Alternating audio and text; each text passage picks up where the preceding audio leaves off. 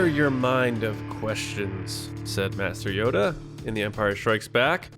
And you did that for us on Twitter, and we're going to answer those questions. So welcome, everybody, to the Resistance broadcast. I'm John. Thanks for joining us today.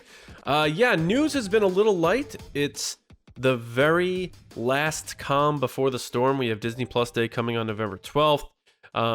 After that, we're going to probably do our fall edition of the State of Star Wars once we find out what the State of Star Wars is on Disney Plus Day.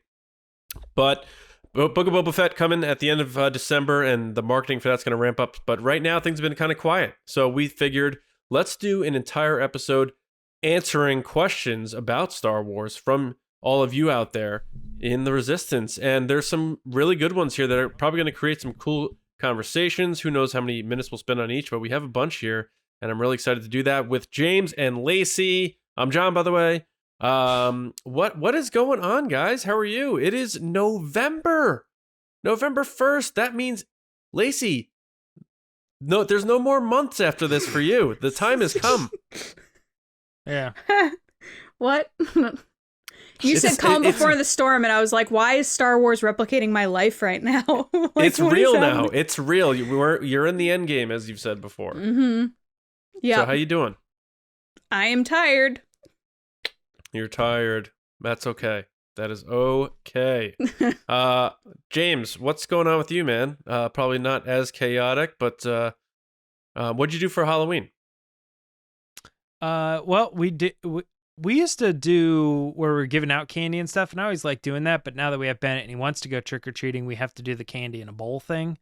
So we've been putting candy in the little bags and getting that stuff ready, and then we carved our pumpkins, and then we went and took Bennett trick-or-treating, and he was Mickey from Mickey and the Roadster Racers, if anyone knows the show. Yes. Yep. And we did his wagon, and we kind of put some stuff on it to kind of make it like his racer, because last year he wanted to go really far away to get more candy, and then he got tired and we had to carry him back. So we were like, well, we should take the wagon, and it went with the outfit that he wanted anyway. So yeah, all of a sudden the next 10 years it's always a wagon costume, like even when he's too old for it, you're like, well, it doesn't matter what it is. Yeah, it's like you've never seen Superman's wagon, like yeah. It was in the Lost comics. Yeah, that's how we got from Krypton to Earth. It was in a wagon. Yes, you didn't know that? Obviously. Exactly. Radio flyer. That's cool. Yeah, we did something similar. We went to my mother-in-law's neighborhood. It's actually near Lacey. There's a lot of houses near each other. Really? Where'd she live? Oh, well, don't say that on here. I'll ask you. Yeah, I'm not gonna say that. Yeah. Not far from you in that neighborhood.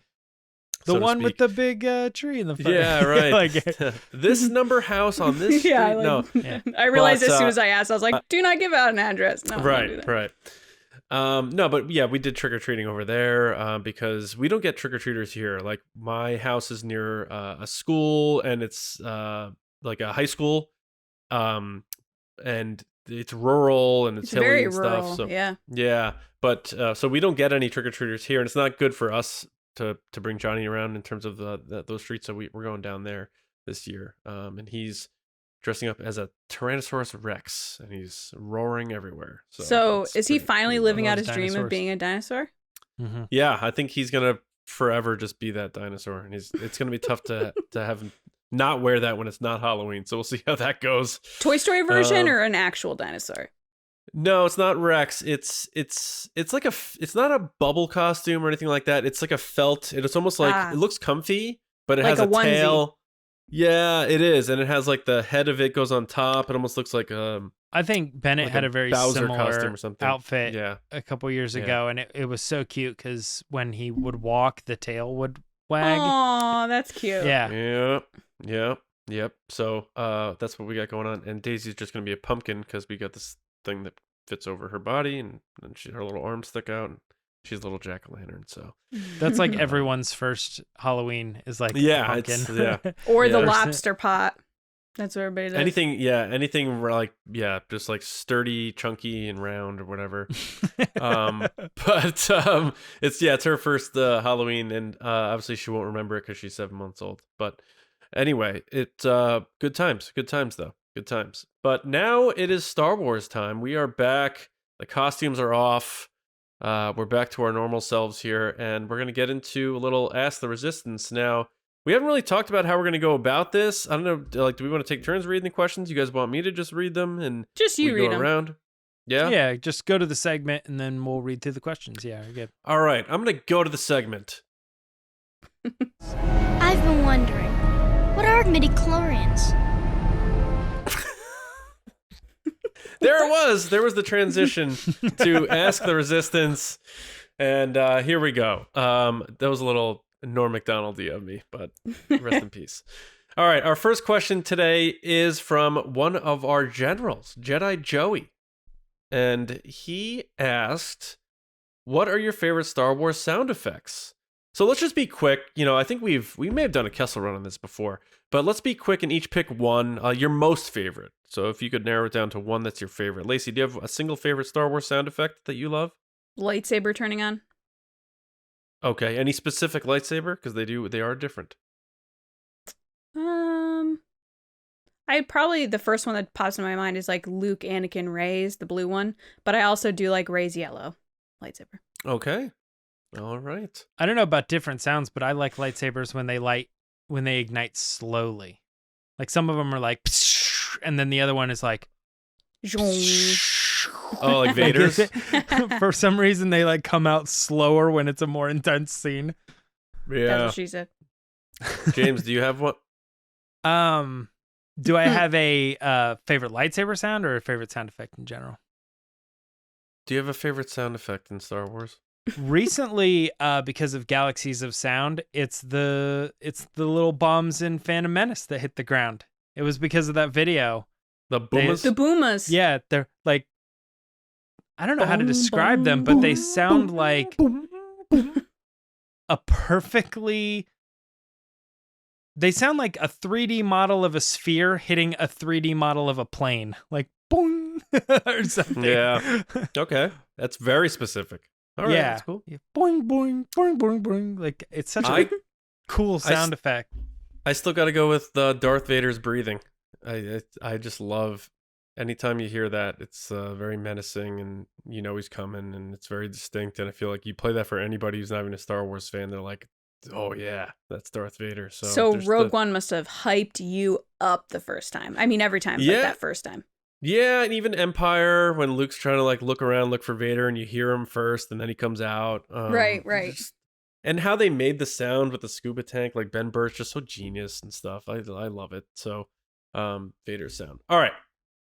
Next, Bruce Natalio at Natalio Bruce. So close, Bruce. So close. He's asked, who will be the first sequel trilogy character to appear again in live action? So let's answer this under the impression that Bruce means a character that was introduced in the sequel trilogy. So we're not like Chewbacca or R2-D2, you know? Mm-hmm. So James, I'll start with you on that one. Who that we met in the sequel trilogy, it could be even a small character or a biggie, who are we seeing first in live action Star Wars in the future? Maz Kanata.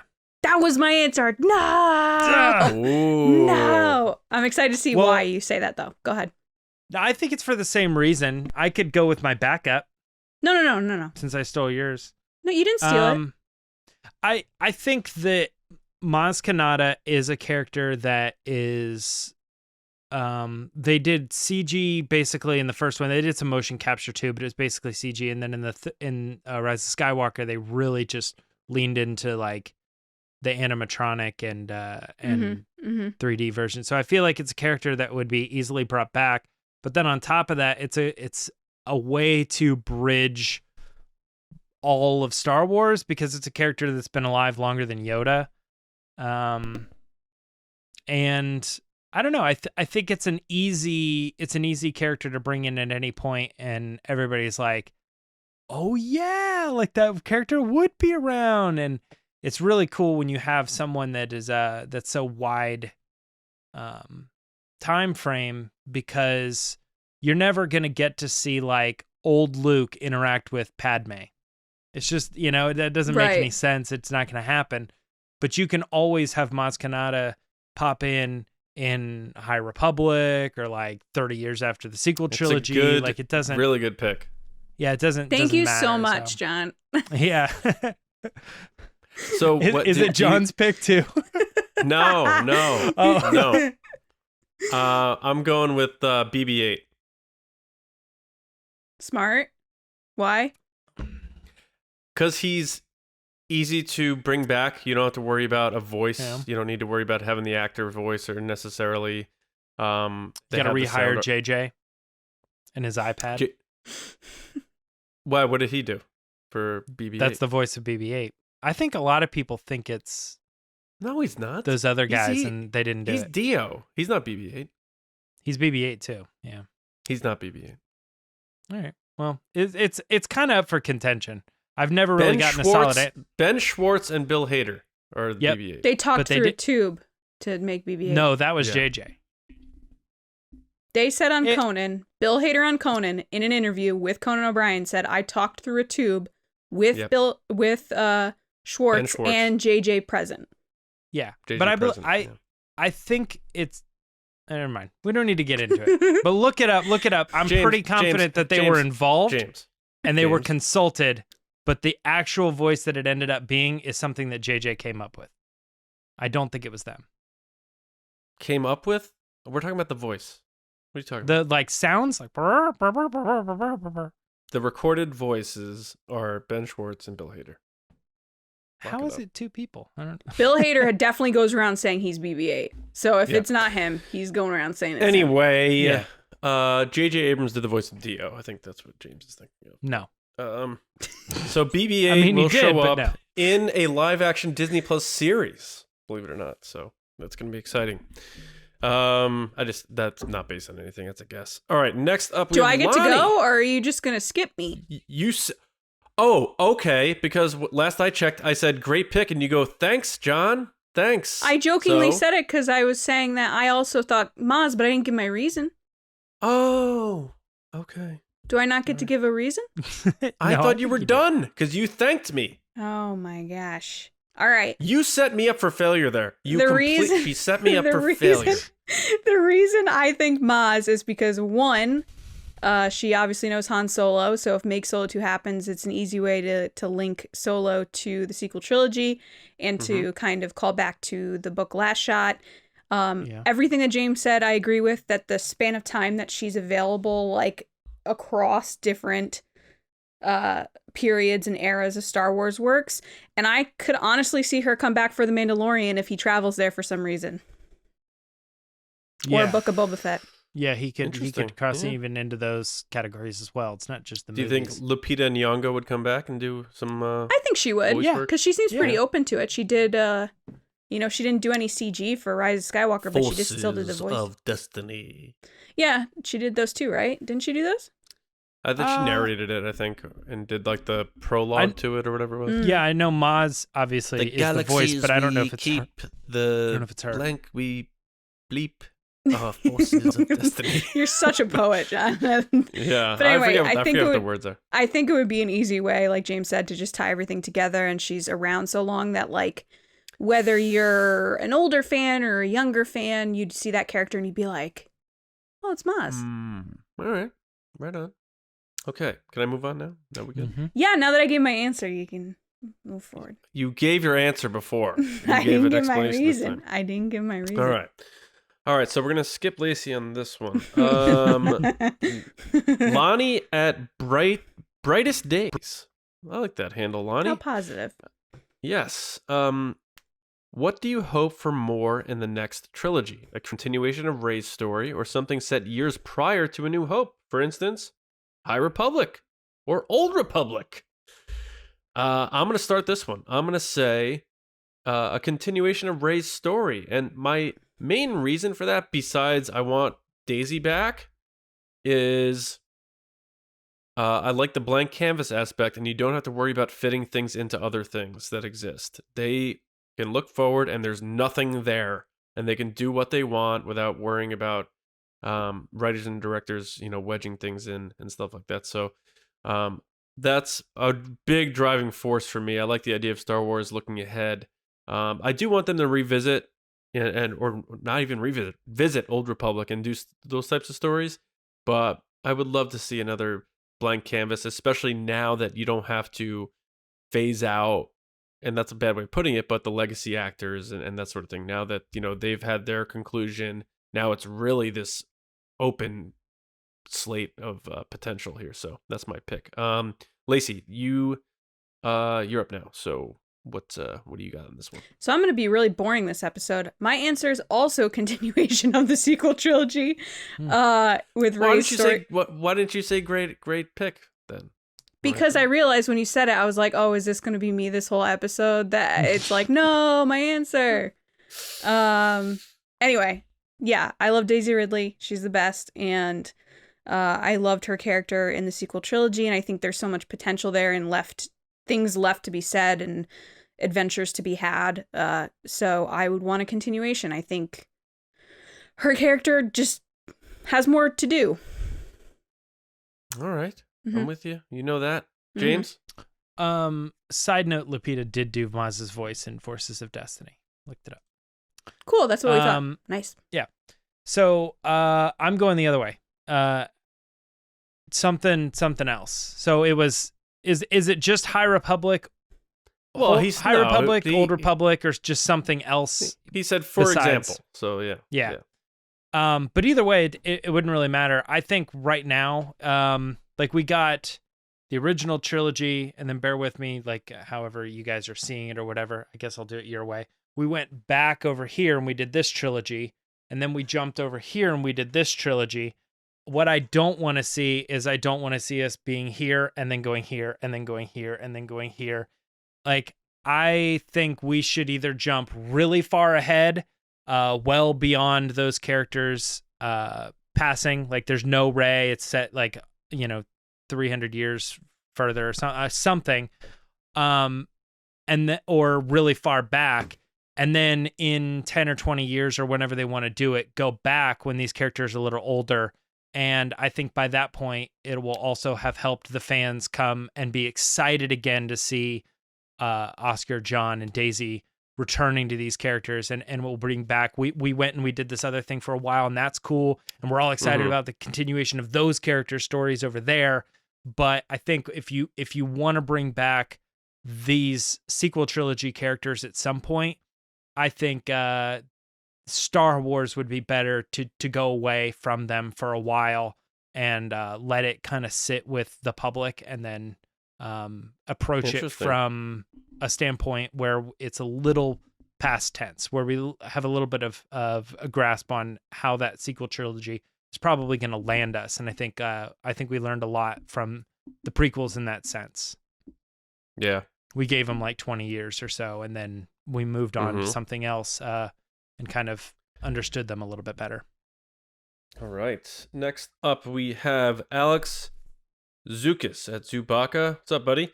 With the Knights of Ren appearing in the War of the Bounty Hunters comic, could they possibly make an appearance in live action shows such as The Mandalorian or even the Ahsoka series? I thought this was a very good question.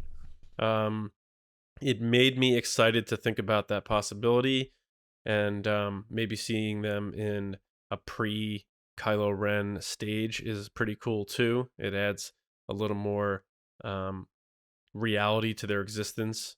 When we, if we see that and then revisit them in the sequel trilogy and say, like, so they were rolling with that guy, and now Kylo Ren took over, and what has happened to them since then? What were they like then? So I like this idea. I don't know if they'll do it, just because I'm not sure. I don't know, because I'm trying to think, like, it really depends on what they do with this whole potential, like, is that Snoke being incubated as a clone? Like, how much are they tapping into tying in what's going on now with sequel trilogy stuff? So, but I'll just say this without giving a definitive, could they possibly do it? Yes, they could possibly do it for sure, Alex. And I'd be interested in seeing them again in live action pre-Kylo Ren, and maybe a little more animated in terms of not maybe personality, but them just on screen more and doing some damage and seeing them what they could really do. Kylo. Beyond being a prisoner escort, as they were pretty much in The Rise of Skywalker, and just in a flashback in TFA, and literally nothing in The Last Jedi. So, James, you're on this one first. Well, second, but I know what you mean. I think you're right that they could, and I would be open to it, but I don't think they will. It's interesting as it is they explore them in the comics. I think that they have a very specific spot there, and I think we were all kind of surprised they went that route on the Lego stuff too, that they were involved in a story in the character of Ren and all that. But I don't see them doing something where they're like, well, could we have like Lando and Luke go up against the Knights of Ren, and stuff. Like, I don't know. I just don't think that we're talking live action here. I know, but I'm just saying, I'm not really sure that they want to cross those paths like that. Maybe a better example would be like the Mandalorian. I just think they have the opportunity to create really cool villains and tell their own story, and bringing in the Knights of Ren is just like mixing with somebody else's story. That they only ever really like. That's what I was thinking. Touch on just a little bit of how it all connects to the bigger universe, but they're still, Filoni and Jon Favreau are still trying to carve out their own characters and stories and all that stuff. So I don't think they're too interested in bringing anything big into live action. So I'm saying Knights of Ren probably not likely for live action stuff. All right, for a while. Lacey, what do you think? I completely agree. I think that, honestly, the Knights of Ren were such a missed opportunity in the sequel trilogy. I think they're one of the more exciting things that popped up in TFA that everyone was like, what does this mean? And then, Snoke has those lines that, Master of the Knights of Ren. And everyone's like, oh, man, that's so cool. And then in Rey's vision, you see them, like, murdering people and you didn't know where it was going to go. And then, like, in The Last Jedi, they're non-existent. And then in The Rise of Skywalker, they just never showed up. Yeah, and then in The Rise of Skywalker, they you see their ship, they're standing on the cliff like Britney Spears in Not Like a Girl, Not Yet a Woman music video. They just have a lot of screen time, and then they fight Ben Solo at the end, which is one of the coolest scenes in the movie. But you don't learn a lot about them. I remember one of the things studying for Schmodown was studying all the names of all the Knights of Ren. And I remember being like, oh, they actually have names and like things about them you wouldn't have known because the movies didn't go into that. So Alex, I think this is a great question because it would be cool to see them, like John and James have said. I don't think they're going to play into it because just like James said, I think the people that are telling these stories, which would be Dave Filoni and Jon Favreau, the Knights of Ren came from JJ and his group and his team, and they have their own plans. And I think that they've already got enough going on as it is that I couldn't see them then bringing in this other element because it would be like a little confusing. That's my answer. All right, cool. That's cool. All right. Next up is SleepingMoose at SleepingMoose. They asked, do you think we'll ever see Grogu again, or is his arc done forever? If so, how much time will have passed since he left with Luke? Lacey, what do you think? Hello, SleepingMoose. Good question. I definitely think we'll see Grogu again, not just because he's one of the best Star Wars characters ever created and super fun, but Disney likes money. And every time he shows up, they make more merchandise and products and clothes and toys.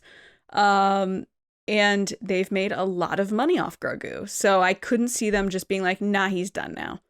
You're going to see him for a long time. Will he come back? I don't know when that will be, but I think you're definitely going to see him in season 3 of The Mandalorian. I think when he comes back, he's going to be able to talk. So that they can now sell talking Grogus. And that's what I think. Yeah, I like that. James, what do you think? We're going to see Grogu ever again? And if you say yes, how long do you think it'll be in terms of time in the story from when Luke ripped him away from his dad? Yeah, Lacey definitely nailed it on pretty much all those points. Money. Yeah, the crazy thing to me is having him talk, but it's just another step. Like, we were kind of thinking, well, whatever they name that thing, it's called Baby Yoda, but whatever they name it, fans are gonna hate it. And then they named him Grogu, and I don't really feel like there was a bunch of backlash on it. Mm-mm. I felt like it was kind of just accepted. Like, oh, yeah. That's interesting. Yeah. And now I'm sitting here thinking the voice is going to be terrible. And I bet when it happens, people are just going to go, whoa, that's crazy. Take a step back. And then that is just what it is. But he's definitely coming back. I wouldn't be surprised. What were you saying, John? What joke did you want to make? It's not a joke. I think people really liked his name because of how he responded to it when Ahsoka said it. Oh, yeah. Yeah. It was so cute. You're like, I can't hate that name. He likes his own name. I can't hate that.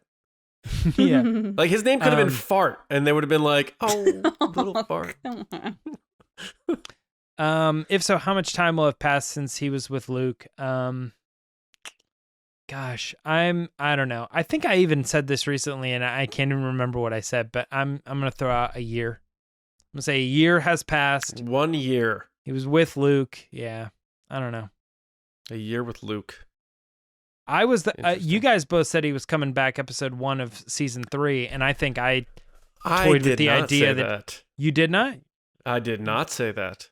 You need to check the archives, my friend. Well, I thought I was the only one that said they would wait until the end. I said middle. You said middle. Okay, Lacey so Lacey said immediate. beginning, you I said middle, I said end. and you said I don't end, remember I what I said, but I feel like I said at the beginning just to get it over with. Yeah. And I said it was think gonna you be more even of a just said that build. right here.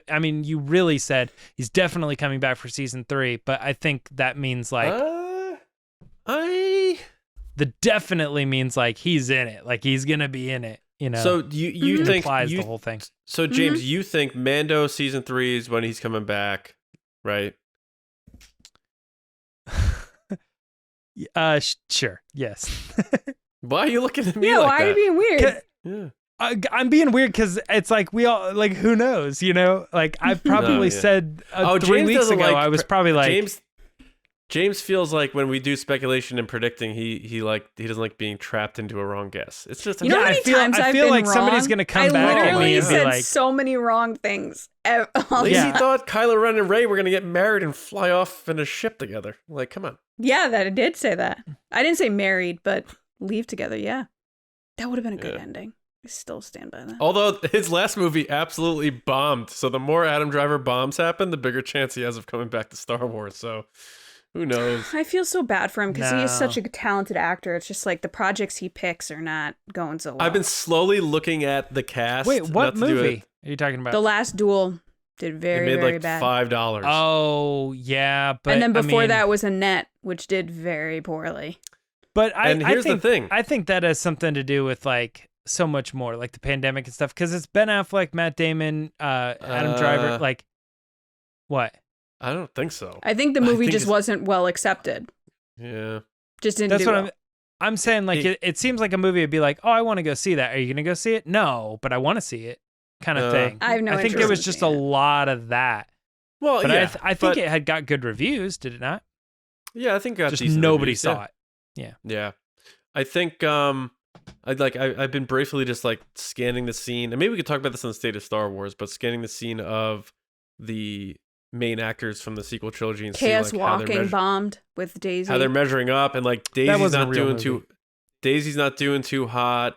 Boyega seems to be doing a smarter path, which is like not just doing a bunch of stuff, but he's building like a brand for himself. And he's doing like the social justice stuff too. But then you have Oscar Isaac is in Dune, and he's doing the Marvel stuff, so he's doing big stuff. even though he Oscar's said he doing wasn't great. Going to. Yeah.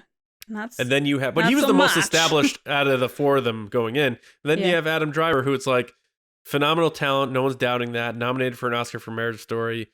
And then a couple of clunkers here. So it's interesting to see what's gonna And the how it's other gonna pan Spike out Lee going movie. forward. But He was nominated for that too. yeah, Black Klansman. Yep. Yes. He was very good in that. Yeah. He was. And he's been good in everything. I'm not saying he's not, but some of the movies haven't done so hot. So He wants that award. He's just going for these movies. And now he's in House of Gucci with Lady Gaga. which will be interesting. Yeah. Hmm. All right. And apparently there were 99 people in the room, and Adam Driver believed in her. So one of the most bizarre speeches like you could ever But hear. it's so good anyway. when you see all the clips cut together that she gave that same story. Oh God, it's so good. she Lady Gaga she's a little awkward, but I love her. Okay. My answer is Grogu. Yes, obviously he is coming back. I am going to go a little wild card here and say we may see Grogu in the Book of Boba Fett. Interesting. Okay. Yeah. Because you think Luke's gonna go face to face with Boba Fett? I don't know, because they keep saying they made it this point to say like this is season 2.5 of The Mandalorian, and maybe if you get him in here, that allows you to push him out a little bit later in The Mandalorian. So he returns in this, but it preserves the special moment of him and Din getting back together. So we still get our Grogu and Disney's happy, but it still preserves him and Din being separated in that big reunion we all want to see. So I'm just throwing that out there. Maybe a little Grogu skis in the Book of Boba Fett. Yeah. So, all right. That was a long time. The tangent took us on a little journey there, but tangents. It's mostly about Adam Driver. Yeah. Adam Driver. You can't bring up Adam Driver without doing at least 5 minutes on Adam Driver. It's what I've learned. It's true. And it was more me than Lacey this time. The tides have turned back. Because I was big on Adam Driver back in the day. Then Lacey comes into the podcast and takes over at the Adam Driver fandom of the show. See, you're still going. You're still I'm going. still Adam Driver. All right, this next question by Rebel Scum Texan at Rebel Scum Texan. How much do each of you love Adam Driver? Oh, come on! That's not the question. Me the He most. said, since snacks are often a topic of interest at the front of the show, which Star Wars character would store Pop-Tarts away for themselves and not share with others? Oh, I have an easy, quick answer to this one. I'm going to go Yoda. Empire Strikes Back Yoda. Just because he was very, mine. And he took, like, Luke's food and ate it without asking. So when Yoda's trying to be a wise guy, I feel like he would take Pop-Tarts just to, like, test somebody who's about to train and see, like, if I take this guy's Pop-Tarts or this girl's Pop-Tarts, are they going to turn to the dark side? Let's find out while I eat their Pop-Tarts. So I'm going with Yoda. Old weird senile Yoda. Okay, who is up next? I believe it is James this time. I felt like the obvious answer here is the Emperor.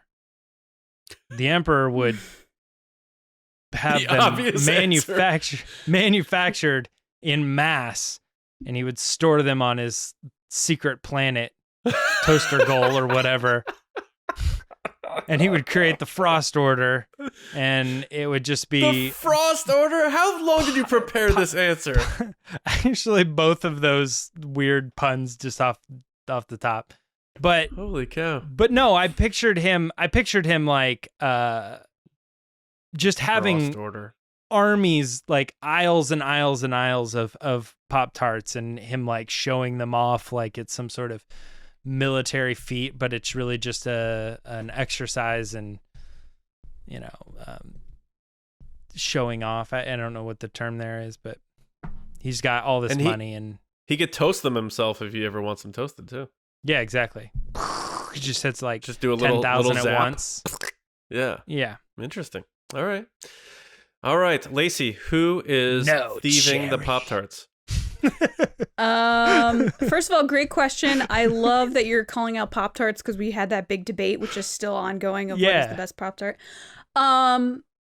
That being said, the first thing that popped in my mind was Chewbacca, because I pictured a really funny scene between either him and Han or him and Poe and Finn where he's eating Pop-Tarts and they're like, where did you get those? And he's just eating them. And then they're like, can we have one? And then he growls at them. Like, that's who I would see eating Poptarts. Yeah. That like they'd be like, where'd you get those? Yeah. And then he just constantly has like crumbs and sprinkles in his beard and stuff. They open up a locker and they all fall out. That seems like a Chewbacca thing. And he gets mad and he like puts them back in. Yeah. Well, it's got to be on the Falcon. I'm sure he has like his own quarters. Wait, yeah, that's the thing. Have we ever seen Chewbacca's quarters in the Falcon? I don't know that we have. Is that his quarters, that bed he lays on after he gets shot in TFA? Is that his bed? Probably. I feel like that's Han's bed, but the only thing that makes me laugh is like I have this picture on my phone. It's like a behind the scenes picture of Jonas in the suit, and he's just laying on that like dinette area, and he's just Yeah. I love those. Yeah, those are so cool, those pictures. All right, next up we have PJ Bushel at PJ_Bushel. Just missed getting your handle, but we love you anyway, PJ. We assume we do. Which Star Wars novel would you like to see get the live action treatment? James, you read most of the novels, or listen to them, or whatever you call it. Which one's getting would you convert, even though that's not a practice of theirs, in this fantasy world where they do it? Which one is getting it, and why is it Lost Stars? No, so that's the thing, is that's the one that I would want to happen, but I take this question as it only is that novel. That's it. So it doesn't set up a sequel or anything like that.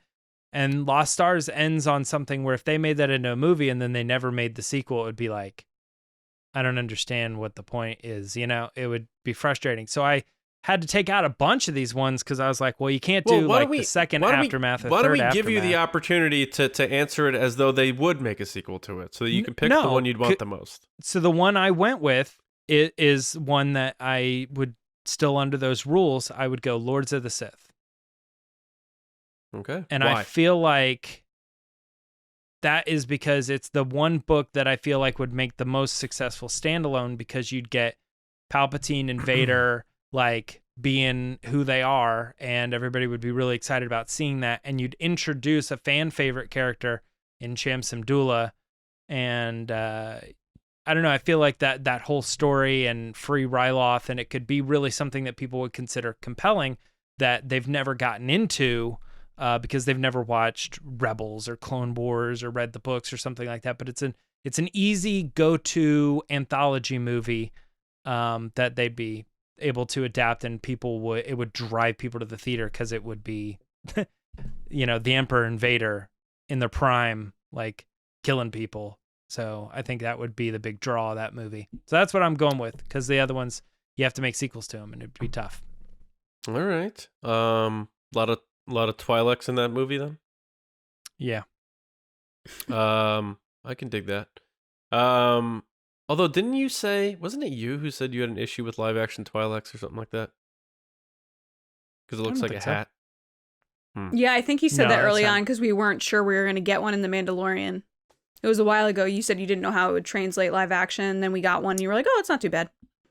No, Twi'leks we've had before, though. Yeah, but the one in The Mandalorian looked better than ones we've seen previously, I think. Oh, in Possibly. Chapter 6. All right. Cool. Lacey. I'm going to say a novel that not necessarily is my favorite one, but just because of the potential, which is Last Shot. I'd love to see more Han Solo. I'd love to see Lando and Leia and little baby Ben Solo. I would love to see that. So I'm going to say Last Shot, because I think that knowing how people translate books to movie and how often like they'll just take a line from the book and then that's the movie and it has nothing to do with the rest of the book. Like you could potentially do that if there were things that you didn't like about it. So I'm going to say Last Shot. All right.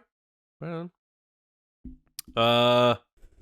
I'm going to say Lost Stars, because everyone keeps telling me I need to read it, and it's good. I got to reread it. I'm clearly never going to read it. So I want to watch it. So make it a movie so I can watch it. The manga. Who? The manga. They want a comic manga? book.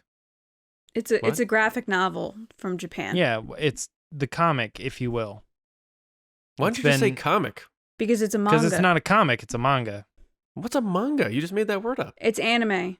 It's like graphic novel anime. I can't keep up with that stuff. I don't know what you guys are saying. Simplify that. It's pictures. Okay.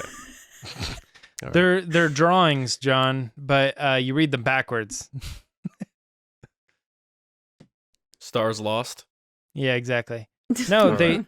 yeah, but the Lost Stars series has been being adapted to manga, and Right. I think there's 3 volumes right Oh, now, that's cool. All but right. you can read a volume in a night. I mean, you can fly through them. They're I not mean, like even comic books are like take 15 minutes or so to get what through it them or is with something. me is But like I like once I get started with a book, like I'll do a big chunk in one sitting. But it gets me it takes a lot for me to sit down and start a book. It really does, because I feel like it's a tedious thing and my attention span's kind of rough. Like I'll read a page and Mhm. forget that I was reading and I'm thinking about something else, and I just don't have a very good attention span for audiobook it. reading. Just Yeah, do we'll it on see. commutes or something. Well, you're not really Yeah, commuting, but I gotta start commuting. All right. Cool. Good answers though. I like that. We have one more, and it is double C. Double what? underscore C underscore Mhm. 21. What's going on, double C? One of the best out there. Star Wars says we had gotten, or wait. Oh, I see what he's saying. Say we had gotten, or we do finally get a part 2 and part 3 of a Solo story. I hope so.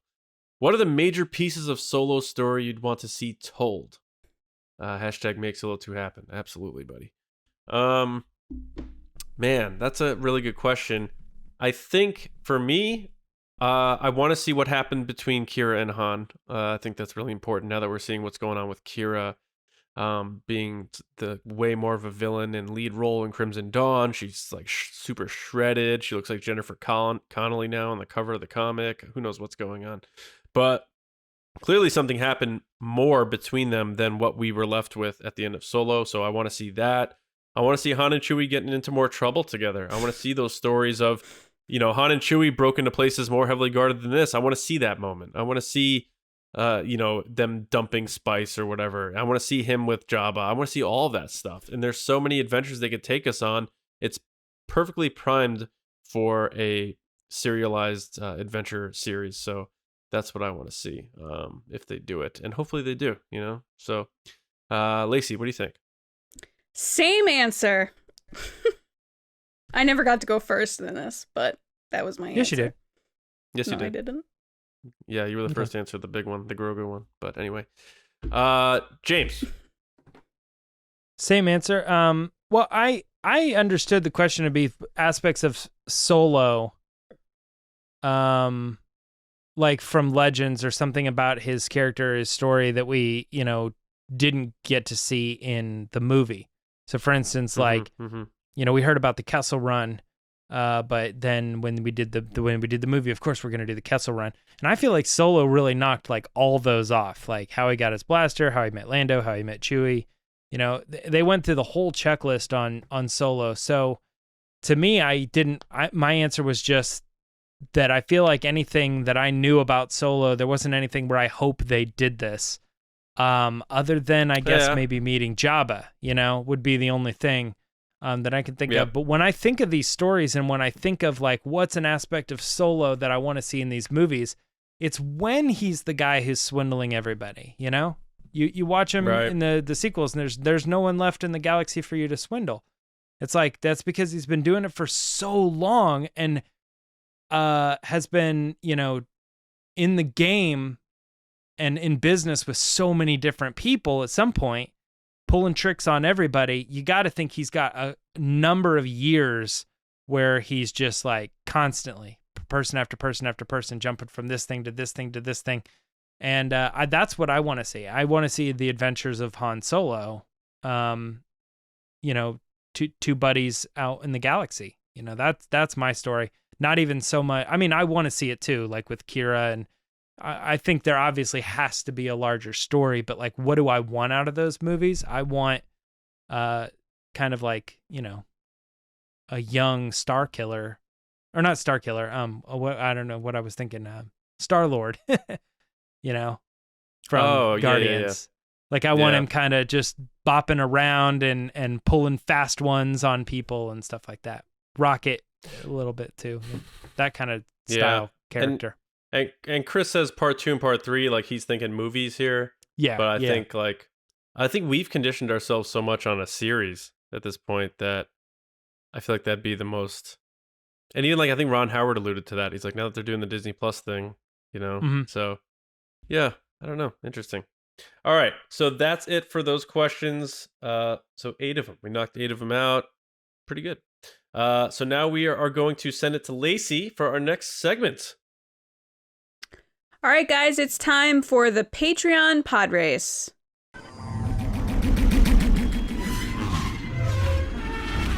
So there are lots of ways you can support us. You can follow us here on YouTube, like, comment, subscribe, ring the bell for notifications. You can follow us on Spotify or other audio podcast apps, on Twitter at RBATSWNN, or on Instagram at the Resistance Broadcast. So thank you so much for that if you're following us on those channels. If you want more than that, you can head over to patreon.com/resistance broadcast, starting at $2 a month and going up. You get more access to the show, bonus features like cool mini episodes, and much more.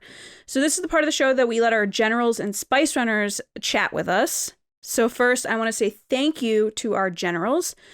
So thank you to Carmelo, Andrew Staley, Jeremy Myers, John Reese, Jetta Rosewater, Paul Olson, Jake Houchins, Oliver Lewis, Frank Grande, Haas, Joe Ritchie, Darth Hurricane, John Charlton, Nick Kratz, Christian Morales, Brian Smith, Matt Chitty, Joey Mayfield Stewart, Nathan Shank, and Val Trichkoff. Thank you guys so much.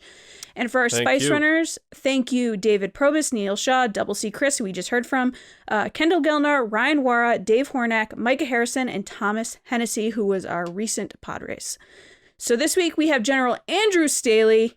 Andrew, how's it going? One of the best people out there. And his question was, being that we hear Ahsoka's voice speak to Rey in The Rise of Skywalker among the physically dead Jedi, do you think she will meet her demise in the series? Why or why not? So take it away, Andrew. I do think we'll see the end of Ahsoka. More than likely in the crossover event that's been rumored with The Mandalorian. I think her purpose, just like Luke and Obi-Wan, will have a overarching purpose, and it's one of those situations where what happens with her will more than likely have ramifications going forward for series or characters. So that's the short answer. Looking forward to the series when it does come out. In the meantime, we'll wait for the Book of Boba Fett. May the Force be with you guys. Nicely done, Andrew. James, what did you think? Oh man, I think this is such a good topic of now that we have the news about Hayden Christensen being involved in the Ahsoka series. It's something definitely to discuss and to revisit and take a look at. I don't know. I think I have to base a lot of my decisions on the fact that Ahsoka is going to die at some point, and the fact that they're bringing him to live action means that she's even reached the mainstream audience. So they're gonna have to do it, and they're gonna have to do it in a very big and compelling way that makes every fan, whether they're new fans of the character or old fans of the character, happy. So we're in that stage now. I mean, they could avoid it for years, but I just don't think they're going to do that. I think we're building up to something. So, at the crossover event, I mean, that's likely. That seems likely. I don't know.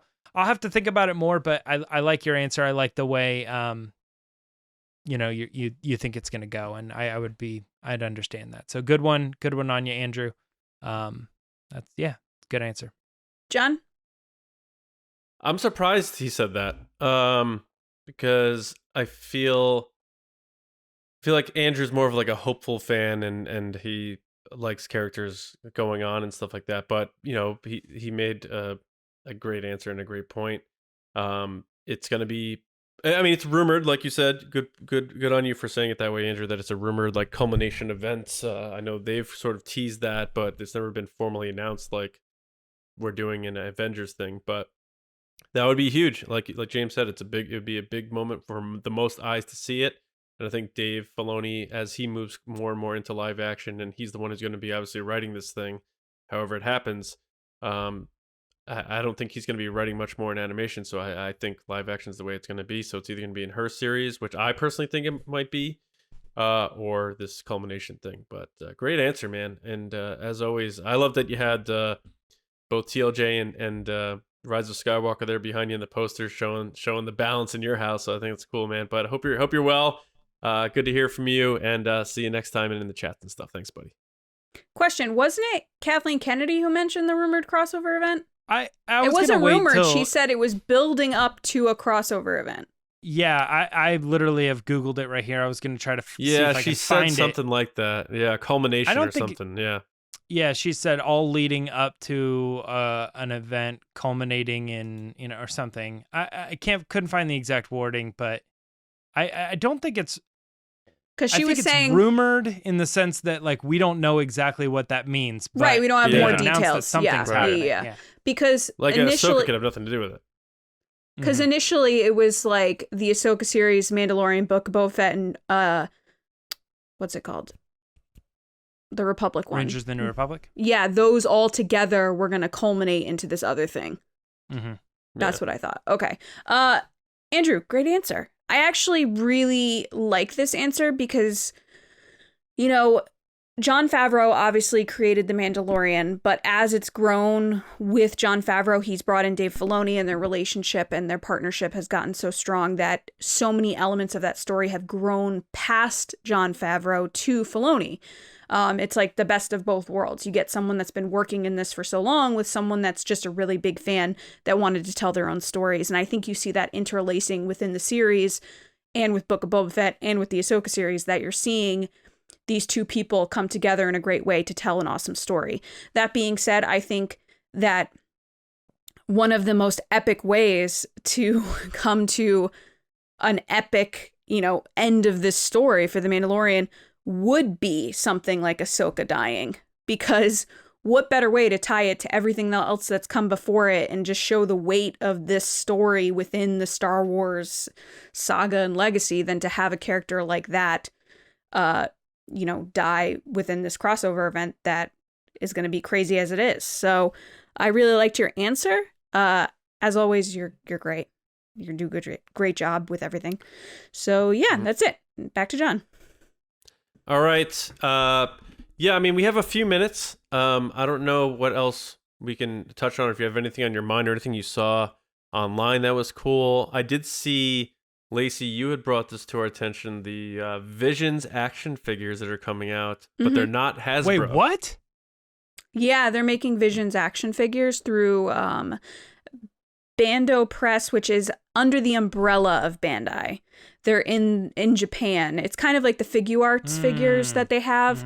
So Hasbro's kind of naturally has locked down the action figure kind of licensing and stuff here in the US, but there are a bunch of different companies over in Japan and other places that make really unbelievable figures, super detailed. I get all the Figuarts ones. I got the Reys and the Kylos from those. I thought they were better than the Hasbro ones. They come with like multiple hands and faces and all different stuff. So a company over in Japan is making the Visions. Right now, I think all they've announced is Ronin and then the two twins. Is this a Star Wars Newsnet story?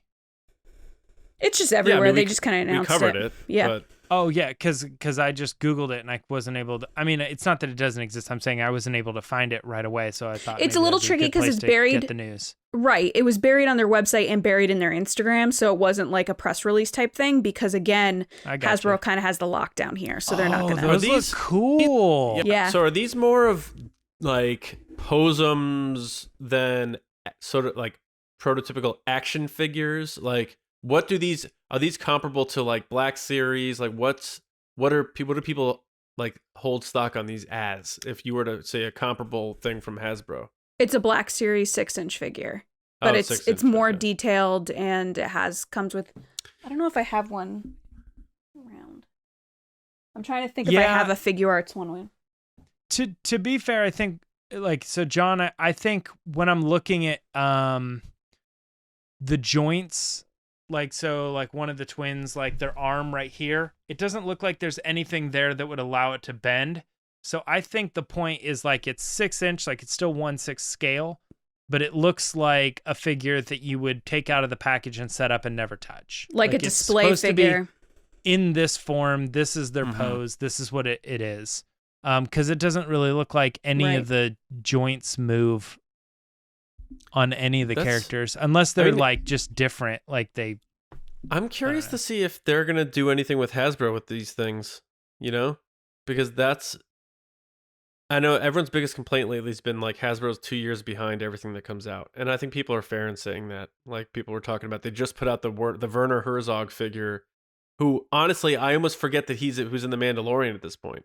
And it's just Yeah. like, and I know that's because probably request to preserve things and stuff, but there has to be some sort of happy medium. Like Lacey, you tend a lot of those roundtables and stuff. Do people ever hammer them on that? And do they have anything beyond a stock response? Like, is it just because people are frustrated? Like, a lot of people, like big people who cover figures and stuff, are expressing frustration on this. And I'm not a collector, and I'm still like, that's kind of strange that when we're just getting that figure like from 2019 is out now. Like, come on, what's going on? I mean, yeah, they just announced the Leia lightsaber from The Rise of Skywalker. So, and then look how long the Rey one took, guys. Like, I was asking for that for like a year and a half. So I think it's a combination of things, of the production time of designing, putting into production, shipping, everything like that. I think it's also on Lucasfilm, because oftentimes when I have had conversations with Patrick and the Star Wars team, or been in a conversation where someone asks this question, it's usually the example they always give is they didn't know Luke Skywalker was even in The Force Awakens until after they were in the seat sitting in The Force Awakens and Luke came on screen. They didn't know about Grogu, which we all knew about that, but they don't know about things until they know about them. And I think it's because a lot of these characters get held really close to Lucasfilm and to the secrecy of keeping stories intact. Does Hasbro have a history of letting things leak or accidents or things slipping? Not that I'm aware of. I feel like Lego's more the one that stuff gets out with than Hasbro. The Sure. cards too, like tops and stuff. Yeah, Tops Yeah, is... I mean, those are We good don't- we points. don't I wanna get just too- was kind too of into that, curious if it was one of those things where like Hasbro would be like, you gotta tell us this, and they're like, we'll hold off. You know what I mean? the biggest example they give is definitely Luke and TFA. That is the one I've heard so many times from Patrick, Because where I'm he's like, sure we had no idea. Hasbro would love to get their hands on this as soon as possible, Hold on. and because they're the people who are going to make the most money from it, they can sell the figures when they're hot because they're ready and they're prepped. But I think Lucasfilm might be looking at that and saying, yeah, you guys will make more money, but we would prefer to keep our stuff secret, and we'll license them to you when we're ready. And And that's Hasbro's why like, you're what seeing... are we going to do? You Right, know? and that's why you're seeing re-releases, like Hux is being re-released. All these other things are coming back out because now they can talk about them. But I mean, it is frustrating as a fan, especially a fan that, like me, that wants very specific things, and that's not coming from a place of entitlement. It's just like you get excited, so you want to see those things replicated in merchandise, whether it be You're a raised... paying customer. It's not like they're giving them to you, so you deserve to feel that way. Like, Yeah, but I'm saying like it's always easy, I think, for either people of the press to make requests, or just fans in general to like tweet out being like, you should make this figure. But there's so many things that go into that. Like, will it sell? Like, there were a lot of Zuvios on the shelf. There were a lot of Rose Ticos on the shelf. So you can't say that you want a certain figure and just know that it's going to sell, because ultimately, as the sequel trilogy went on, the figures didn't sell. And I think that's also part of the problem when someone like me is like, I really want a Ben Solo. Like, I want a Ben Solo. And they're like, okay, well, based on data, this is not going to sell. Even if it is, they just look at what the trends were. And the trends were everyone went nuts for The Force Awakens and then didn't for anything else. Well, and we've also noticed sometimes vocal pockets of people who say are very passionate about certain things aren't the ones actually that are going to go out and buy stuff. They just want to be heard and they want to say stuff, and like to me it's a echo so chamber. requests don't always translate to sales. So what's been selling for them, as in data and money and numbers, is The Mandalorian. We saw that last year. Hasbro, basically their year was saved by Mando Mondays. Star Wars made so much money for them with Mandalorian that it saved them for the rest of the year with COVID. So even they're in gonna their look most recent announcement, Yes. I felt like I was like, This is 50%, if not more, Mandalorian stuff. Exactly. And that, and also the figures that they've been putting out, which I know people have been complaining about, are Troopers or Clone Wars or prequels, but that's what people are buying. So it's tough because I see it from both ends, because I'm like, look, I want all these other great things. I'd love a Ben Solo. I'd love this. I'd love that. But at the same time, will those things sell? Whereas if you put out a Werner Herzog figure or, a Fennec Shand or something from The Mandalorian, those are more likely to sell. Yeah, I get that. And also just the type of storytelling that The Mandalorian is, it is very like play with your action figures. And Favreau even said that. Robert Rodriguez says that. So it has that feel to it, But the one thing before we get out of here, the one thing I don't buy is that guy saying they didn't know Luke was in TFA. I feel like everybody knew. The table read, the photo of them sitting there was 2 years before. They said that all three of them are coming back. Like, to say that seems like, I don't know that I believe that statement from him. I'm not saying he didn't say it. I don't think that's not what he meant. What he meant is they didn't have pictures of what Luke looked like. So they couldn't make the figure based on what Luke looked like because they weren't sharing the information. So he only saw Luke. He's like, okay. Yeah, he only saw old Luke with the Jedi robes when he was in the theater watching the movie. And that's why you didn't see that figure come around until the next wave with The Last Jedi. Right. Yeah, the other impression I got from that was just in general, like they maybe did know some stuff that was happening. Like they were maybe aware that the Harrison Ford character was going to look like this and Finn's character was going to look like this and stuff. But they were like, where's Luke? And like they didn't know anything about that. Even until early they went Rey's and saw the didn't movie look and like they're Daisy. Oh, that's why we probably never got anything about it. All right. Okay. Well, that's Pretty it, good. John.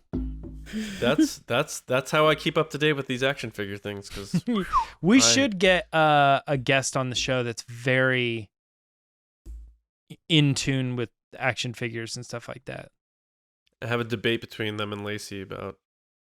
Well, no, what's going on. I'm just saying. So, like, I just throw out the yak face thing. I don't even know if he does anything like that, or if he's ever even had a face reveal or whatever. I don't know much about that, but I know that when people are talking about the toys and stuff, he's obviously like someone who is really in on that.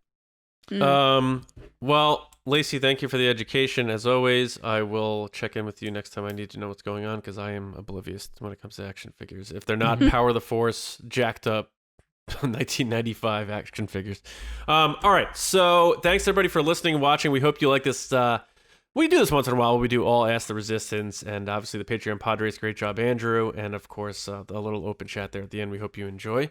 But we hope everyone had a great Halloween. Make sure you do subscribe to the show, like Lacey said before, wherever your preferred platform is. A special thank you to everyone who's been going to StarWarsNewsNet.com every day for all of your Star Wars news, reviews, editorials, information, and more. Lacey actually started writing more on there as well regarding these very action figures.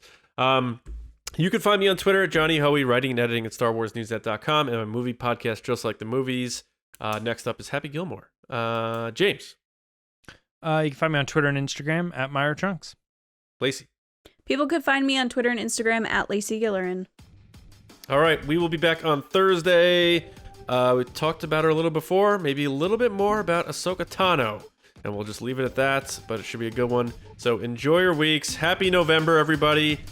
Book of Boba Fett comes out next month, technically. And a big month for our very own Lacey Gillerin coming up here. So we'll see you guys Thursday morning right here on the Resistance broadcast. See you around, kids.